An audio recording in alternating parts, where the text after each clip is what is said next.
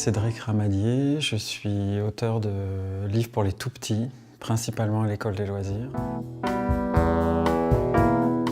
Moi je recherche, je pense de manière intuitive, principalement des émotions, c'est-à-dire faire un petit peu peur ou surprendre ou faire désirer. Et du coup, il faut arriver en quelque chose de très succinct, de provoquer cela. J'ai pas 350 pages pour le faire. Je crois que j'essaye de faire des livres pour l'enfant que j'étais ou l'enfant que je suis encore. Je pense jamais à ce que l'enfant va faire. Donc finalement, c'est très intuitif. Je me dis que si ça me plaît, si ça me fait rire, ça me fait peur. Quoi, peur, peut-être un peu moins qu'eux quand même. C'est déjà pas mal.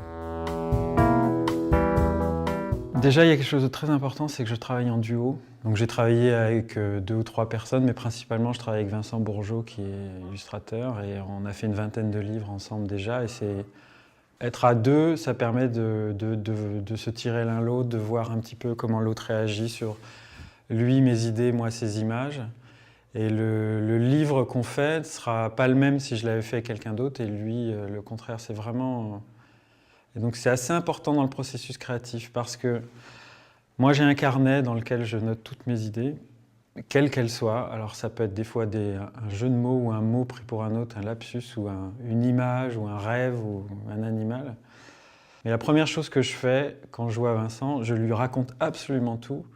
Et c'est la manière dont il réagit qui fait qu'on va aller plus loin sur un projet ou sur un autre. Mais qu'il soit... Des fois le livre est fini pour moi, mais il n'en veut pas. Ou des fois, il y a juste 3 mots, et il dit « Ah oui, c'est drôle » et on y va. Et c'est là que le processus créatif s'enclenche. C'est-à-dire que moi, des fois, je suis allé très loin et à deux, on permet juste de modifier un petit peu. Ou des fois, je suis pas allé assez... J'ai juste un démarrage et j'attends de voir comment il réagit. Je réagis en retour, il réagit, etc. Et on construit le livre à deux comme ça. Je travaille beaucoup avec le hasard, les choses que j'entends, que je vois, et d'un coup ça provoque quelque chose, une petite chimie dans ma tête que je ne contrôle absolument pas par moment.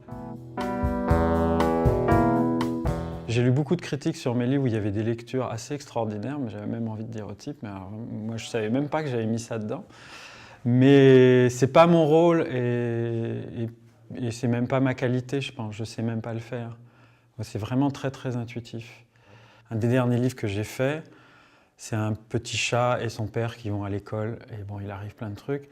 C'est un peu une déclaration d'amour à mon fils, d'une certaine manière, qui va avoir 14 ans et qui est en train de m'échapper un petit peu, et que je retiens comme ça. Je le sais après. Donc après, on peut faire plein de lectures là-dessus, sauf que un enfant de 3 ans, il va juste voir une petite histoire d'un père et de son fils qui, au lieu d'aller à l'école, vont à la plage. Donc les lectures qui peuvent être faites, elles sont certainement très savantes, mais elles ne me concernent pas tellement, d'une certaine manière. Enfin, elles ne m'influencent pas. Je me suis rendu compte que les livres les plus réussis étaient ceux qui avaient demandé le moins de temps. Mon plus grand succès, je me suis réveillé un matin, il s'appelle « Au secours, voilà le loup », je me suis réveillé un matin et j'avais ça en tête. Je l'ai dessiné en petits schémas, en 7 ou 8 étapes. Bon, après, le livre a fait une dizaine d'étapes. J'ai appelé Vincent en disant « Je crois que j'ai une bonne idée ». Je lui ai raconté, il m'a dit « Ok ». Je suis allé le voir tout de suite dans son atelier. Et on l'a fait comme ça, dans la journée.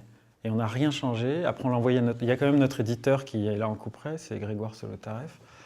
Et il a dit « C'est parfait, on ne change rien ». Et c'est le livre qui marche le mieux dans plein de pays dans le monde, en France, partout. Alors, on pourrait dire que c'est celui qui nous a demandé le moins d'efforts, mais c'est certainement celui qui était d'une telle évidence pour moi.